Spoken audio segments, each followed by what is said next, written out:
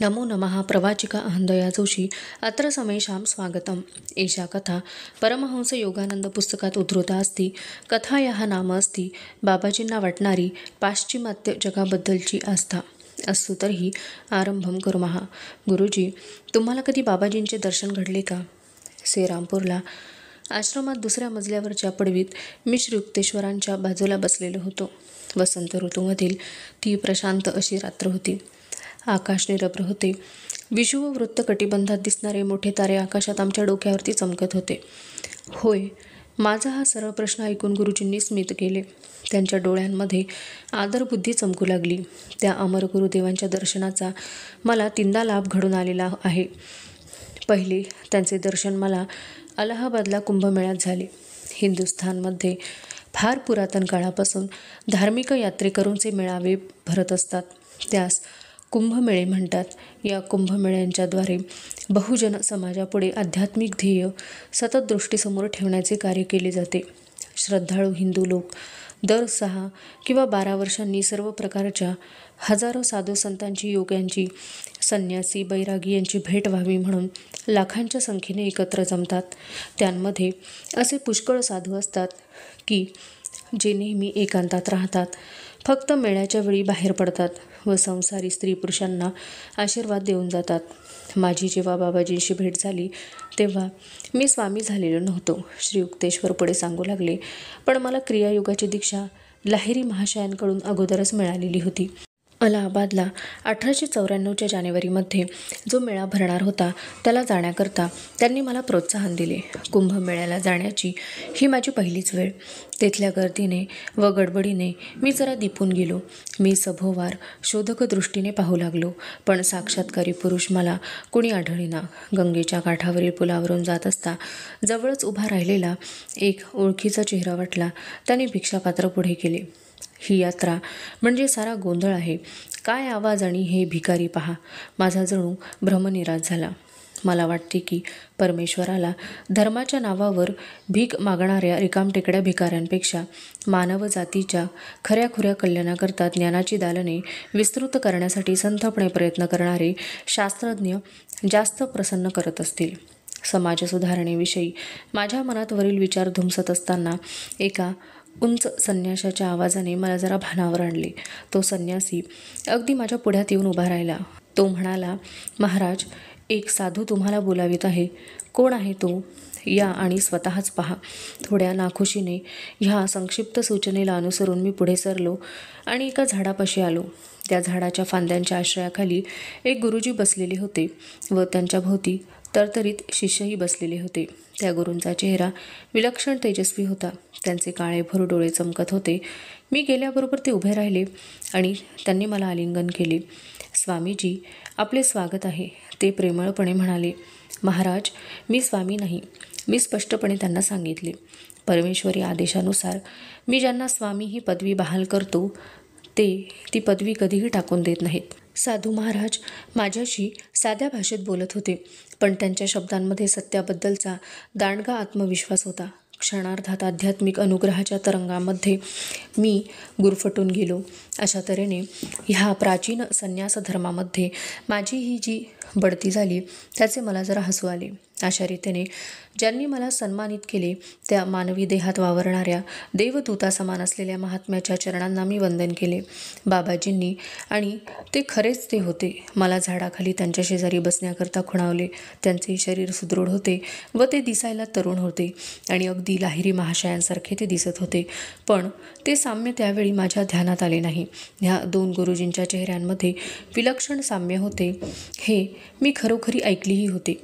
बाबाजींना अशी एक सिद्धी होती की जिच्यामुळे ते कोणाही माणसाच्या मनामध्ये कोणताही एक विशिष्ट विचार येऊ देत नसत। परमगुरूंची अशी इच्छा होती की त्यांच्यासमोर मी अगदी पूर्णपणे नेहमीसारखे वागावे व ते कोण आहेत हे समजल्यावर घाबरून आश्चर्यचकित होऊन जाऊ नये हे उघड दिसत होते। कुंभमेळ्याबद्दल तुला काय वाटते? महाराज, माझी मोठी निराशा झाली होती। मी म्हणालो, पण चटकन दुरुस्ती केली। आपली भेट होई तोपर्यंत, कारण काही समजत नाही, पण हे साधू संत व हा एवढा जनसंमर्द व कोलाहल, हे दृश्य जरा विसंगत दिसते। बेटा, गुरुजी म्हणाले, जरी मी त्यांच्या दुप्पट वयाचा दिसत होतो, पुष्कळ लोकांच्या ठिकाणी असलेल्या दोषांवरून सगळेच तसे आहेत असे समजू नको. पृथ्वीवर सगळे मिश्रित स्वरूपाचे आहे. साखर आणि वाळू जशी एकत्र मिसळावी तसे हे मिश्रण आहे. यातून एखाद्या मुंगीच्या शहाणपणाने वाळूला स्पर्श न करता फक्त साखरच उचलून काढ. अजून कित्येक साधू मायेच्या फाफट पसाऱ्यात भटकत आहेत. परंतु काही थोड्या साक्षात्कारी पुरुषांमुळे ह्या मेळ्याला पवित्र स्वरूप प्राप्त झाले आहे आणि आता परमगुरूंची प्रत्यक्षच भेट झाल्याकारणाने मी त्यांचे म्हणणे चटकन कबूल केले. महाराज, मी बोलू लागलो. माझ्या डोक्यात पाश्चिमात्य जगातील प्रमुख अशा शास्त्रीय संशोधकांबद्दल विचार चालू होते.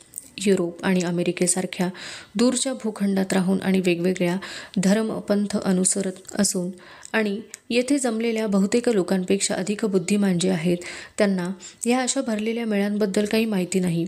अशा मेळ्यांची तादृश काय जरुरी आहे, काय उपयुक्तता आहे याची त्यांना काहीच कल्पना नाही.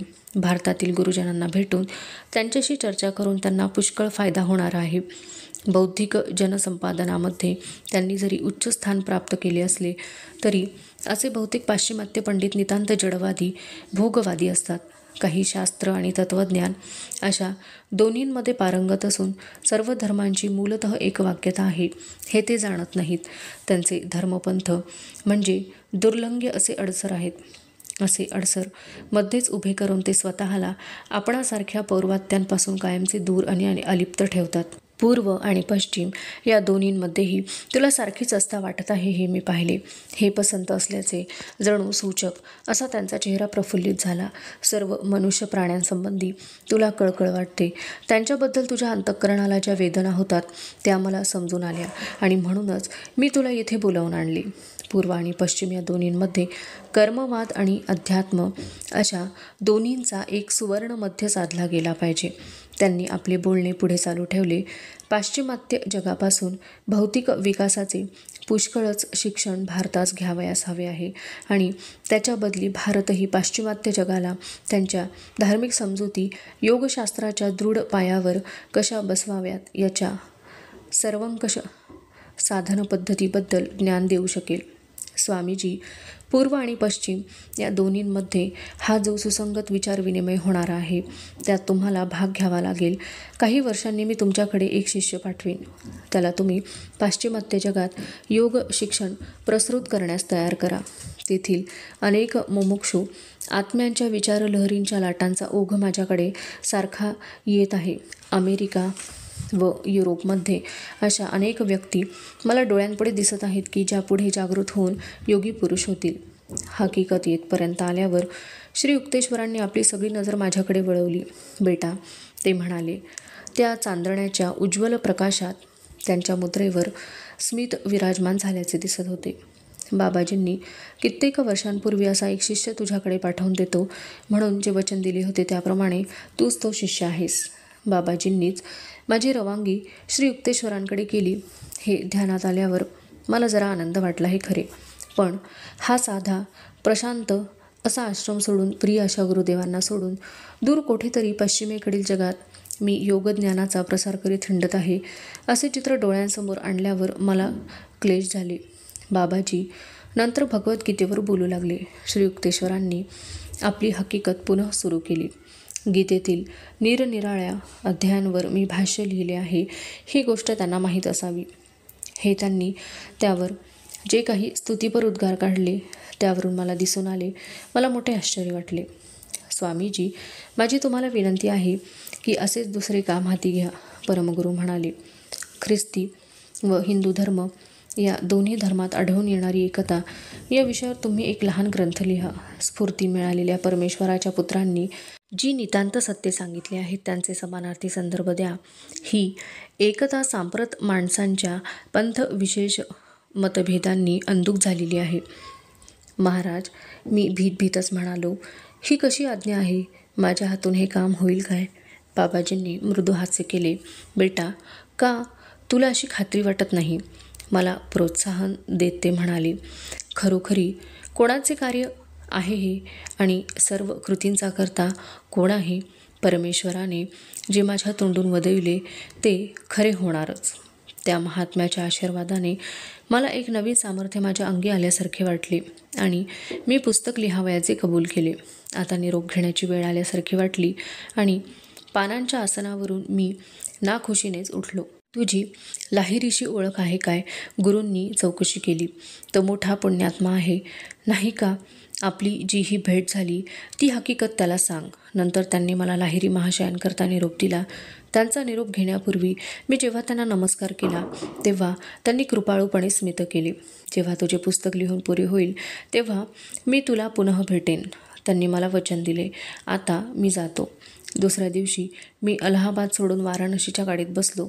गुरुजींच्या घरी गेल्यावर कुंभमेळ्यामध्ये घडून आलेल्या विस्मयकारी महात्म्याशी झालेल्या भेटीची सारी हकीकत मी त्यांना सांगून टाकली. अरे, तू त्यांना ओळखले नाहीस? लाहिरी महाशयांचे डोळे हास्याने फुलले होते. नाही ओळखलेस तू त्यांना? त्यांनीच तुला ओळखू दिले नाही? अरे, ते तर माझे अतुलनीय गुरु, सुप्रसिद्ध बाबाजी. बाबाजी? आश्चर्याने स्तंभित होऊन तेच शब्द माझ्या तोंडून बाहेर पडले. ख्रिस्तयोगी बाबाजी, दृश्य अदृश्य जगत उद्धारक बाबाजी. अरे रे, भूतकाळात जाऊन त्यांना पुन्हा भेटून पद्मासनात बसलेल्या त्यांच्या पायांशी भक्तिभावपूर्वक बसता आले असते तर किती छान होईल. काही हरकत नाही.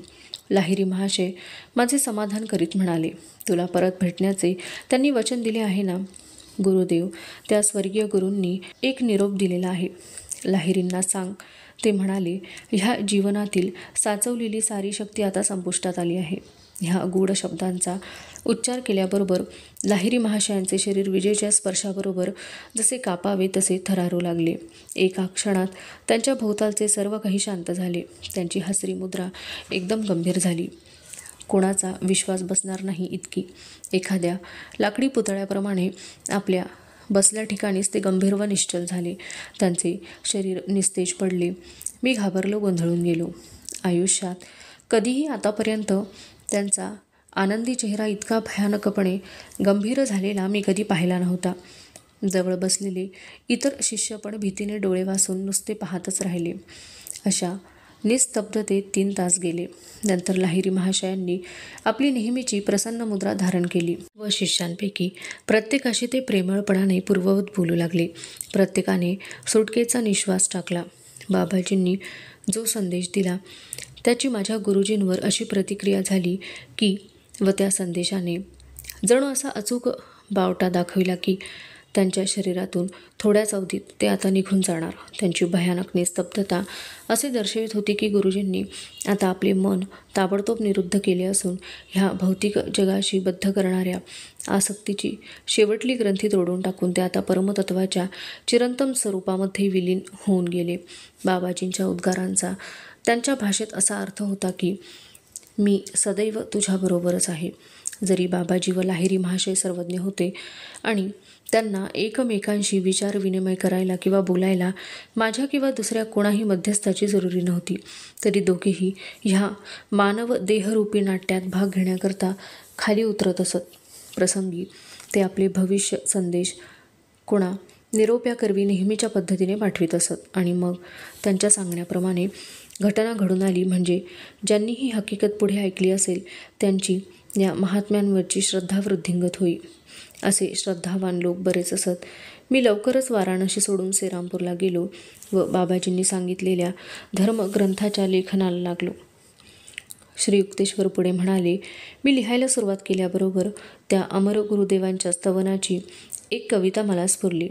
संस्कृत कविता मी पूर्वी कधीही करण्याचा प्रयत्न केला नव्हता, पण यावेळी मधुर काव्यपंक्ती माझ्या लेखणीतून आपोआप कागदावर उतरू लागल्या. रात्रीच्या प्रशांत वेळी मी माझ्या उद्योगाला बसायचो. उद्योग म्हणजे बायबल व सनातन धर्मविषयक ग्रंथांचा तुलनात्मक अभ्यास करणे. प्रभू येशू ख्रिस्ताच्या शब्दांचा आधार देऊन मी असे दाखवून दिले की त्याची शिकवण आणि वेदप्रणीत बोधवचने ही तत्वतः व मूलतः एकच आहेत. माझ्या परमगुरूंच्या कृपाप्रसादाने माझे पुस्तक दी होली सायन्स लवकरच लिहून पुरे झाले. गुरुजींनी पुढे बोलणे सुरू केले. माझी ही वाङ्मयीन कृती पुरी झाल्यावर दुसऱ्या दिवशी सकाळी मी रायघाटाला गंगा स्नानाला गेलो. घाटावर कोणी नव्हते. सकाळचे ते सोनेरी ऊन अंगावर घेत त्या प्रशांत वातावरणाचा आस्वाद घेत थोडा वेळ मी नुसताच निस्तब्ध असा उभा राहिलो. गंगेच्या चकचकणाऱ्या पाण्यात एक बुडी मारून मी घरी परत जायला निघालो. त्या प्रशांत वातावरणात एकच ध्वनी होत होता, तो म्हणजे गंगेच्या पाण्याने भिजलेल्या माझ्या वस्त्राचा दर पावलागणिक होणारा आवाज. गंगेच्या तीरावरील त्या प्रचंड वटवृक्षाच्या जागेवरून पुढे गेल्यावर पाठीमागे जरा वळून पाहावे म्हणून एक तीव्र इच्छा माझ्या मनात उत्पन्न झाली. तेथे त्या वटवृक्षाच्या छायेखाली काही थोड्या शिष्यांसमवेत महान बाबाजी बसलेले मला आढळले. नमस्कार स्वामीजी, गुरुदेवांची सुंदर मंजूळ आवाजातील हाक ऐकू आली. मी स्वप्नात नाही याची मला त्यामुळे खात्री झाली. मला वाटते आता तुमचे पुस्तक लिहून पुरे झाले आहे, खरे ना? मी वचन दिल्याप्रमाणे तुमचे आभार मानावयास हजर आहे येथे. माझ्या हृदयाचे ठोके फार जोरात सुरू झाले. मी त्यांना साष्टांग लोटांगण घातले. परमगुरुजी, मी विनवणी करीत म्हणालो, आपण व आपले शिष्य जवळच असलेल्या माझ्या घरी येऊन ते पुनीत करणार नाही काय? परमगुरूंनी स्मितपूर्वक माझी विनंती नाकारली. नाही रे बाळा, ते म्हणाले, आम्हा लोकांना झाडाचाच आश्रय आवडतो. ही जागा फार आरामशीर आहे. गुरुजी, आपण जरा थोडा वेळ थांबाल काय? मी त्यांच्याकडे विनवणीपूर्वक पाहत राहिलो. काही खास मिठाई घेऊन मी लगोलग परत येतो.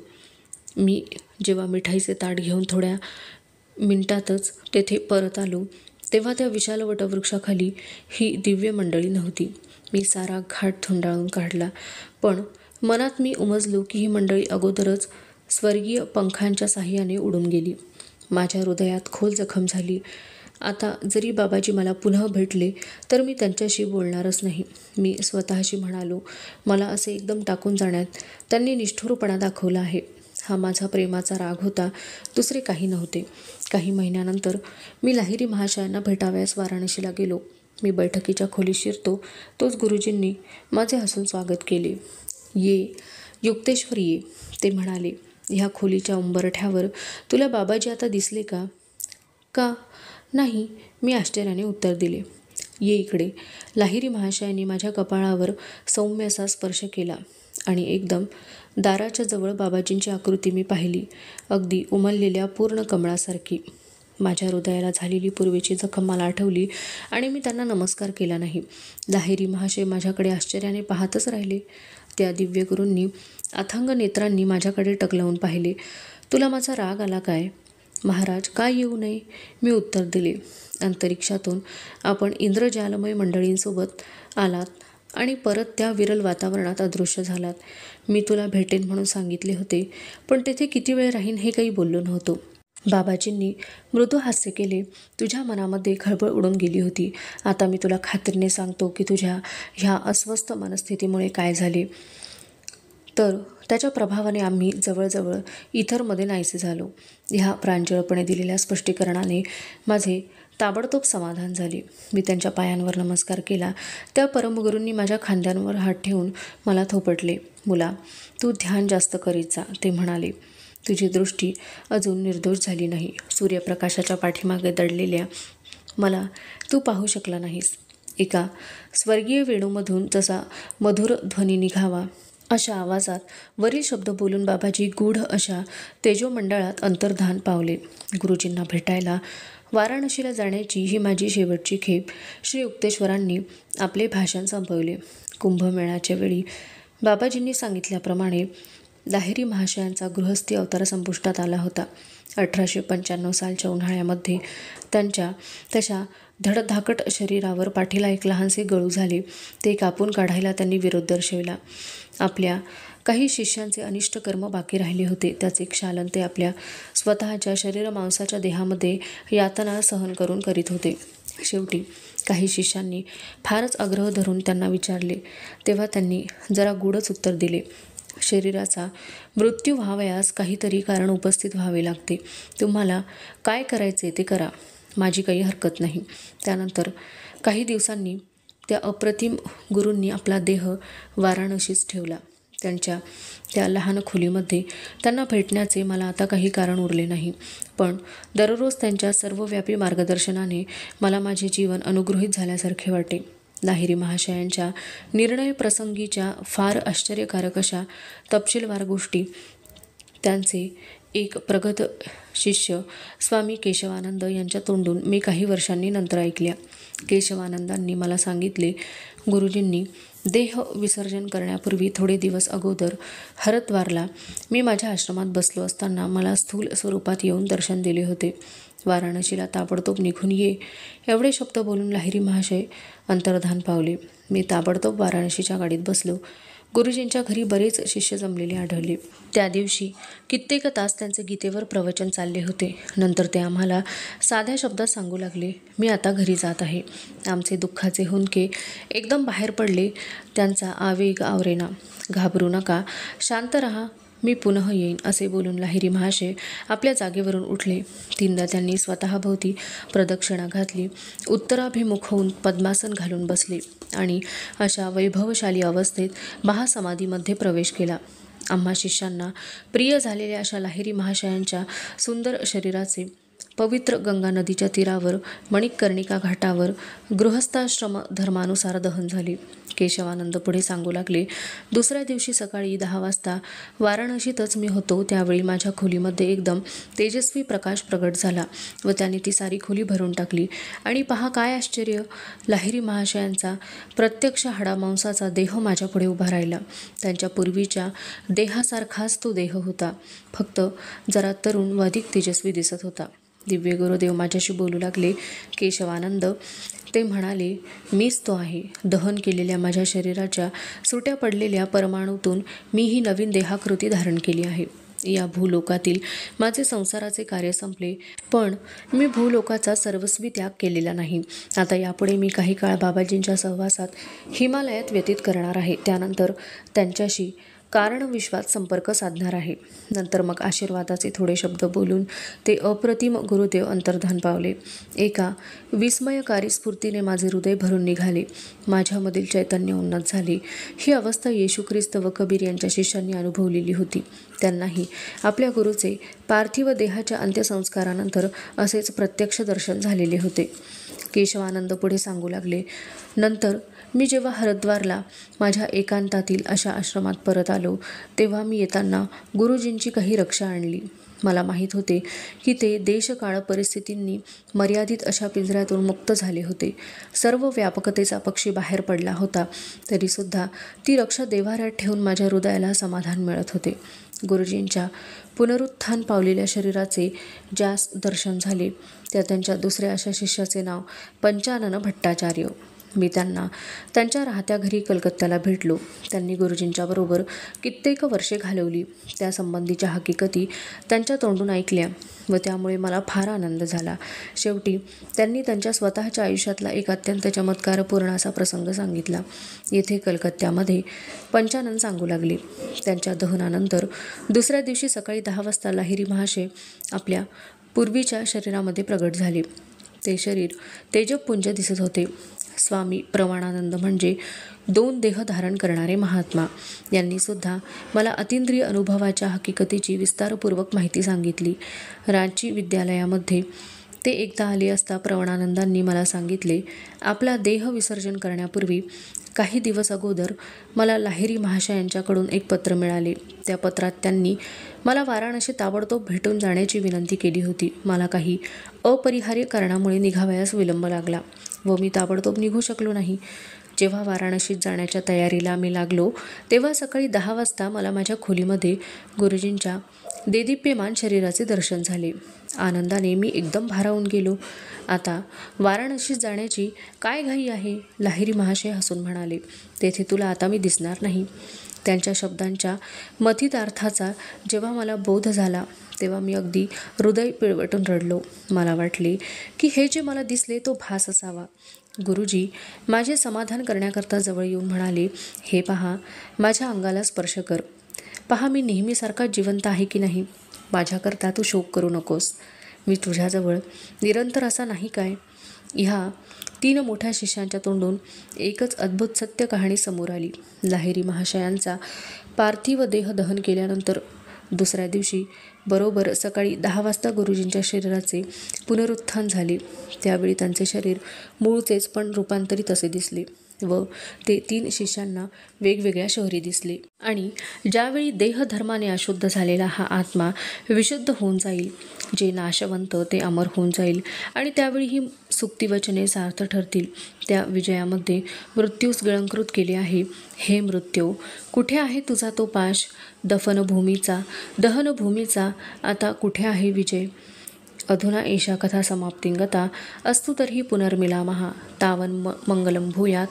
नमो नमः. धन्यवादः.